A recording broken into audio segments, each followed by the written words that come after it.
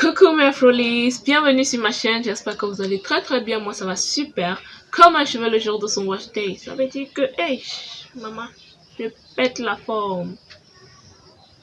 Et donc, vous l'aurez certainement remarqué dans le titre de cette vidéo, aujourd'hui on parle de l'aloe vera. Donc, dans cette vidéo, je vous montre comment est-ce que j'extrais mon gel d'aloe vera pour mes différentes préparations. En précisant un tout petit geste de rien du tout, mais que parfois on oublie et qui, pour des personnes avec un cuir chevelu sensible, peut créer des irritations. Donc, si ça t'intéresse de savoir quel est ce geste que je fais pour éviter d'avoir un cuir chevelu irrité quand j'extrais mon gel, je t'invite à regarder cette vidéo jusqu'à la fin.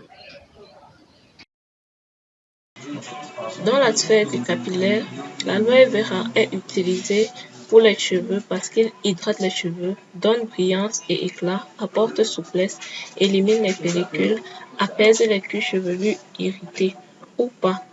Donc, c'est comme je vous disais au départ, ça dépend de comment est-ce que vous allez extraire votre gel d'aloe vera pour savoir si à la fin vous aurez un cuir chevelu irrité ou pas.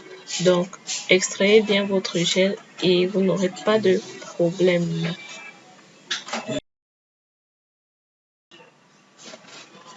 Voici donc une image qui nous présente la coupe d'une feuille d'aloe vera avec la partie externe de la feuille, le latex ou sucre ou encore sève et le gel qui est la partie qui nous intéresse aujourd'hui.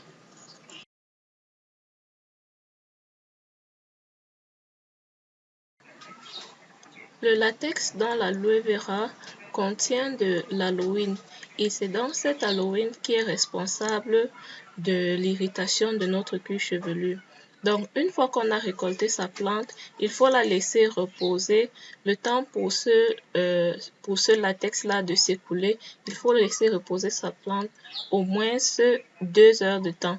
Moi, je la laisse souvent reposer toute une nuit pour que ce latex-là ait le temps de s'écouler de la plante avant que je ne procède à l'extraction de mon gel. Donc, voilà le petit geste à faire quand on extrait son gel d'aloe vera. Laisser reposer sa plante minimum 2 heures de temps.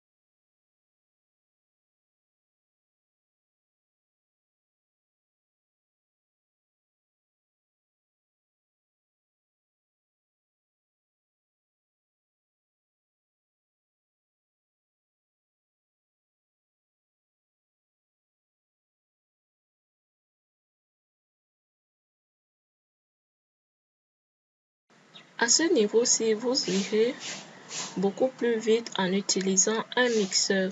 Mais comme ce jour, il n'y avait pas d'électricité, j'ai procédé sans mixeur.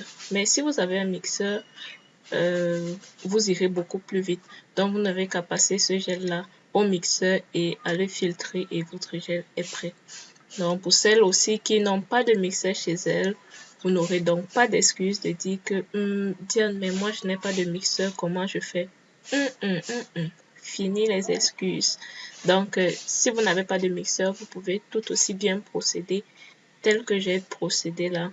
Donc, en utilisant un fouet ou bien un bâton ou bien quelque chose en fait pour macérer ça, pour bien piler votre gel là afin comment je vais dire ça, de l'écraser du mieux que vous pouvez parce que oui, il est gélatineux donc ça glisse, c'est pas évident de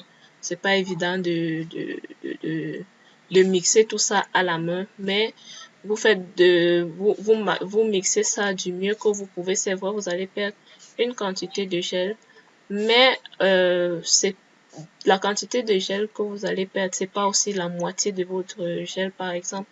Donc vous pouvez même à la main et pour ceux qui sont beaucoup plus résistants, extraire la plus grande quantité. Donc comme vous voyez là, après comme c'est déjà dans le foulard, je pile encore parce que là maintenant le gel ne s'éparpille pas dans tous les sens. Donc je pile comme ça là et puis je vais encore filtrer, je vais piler, je vais filtrer.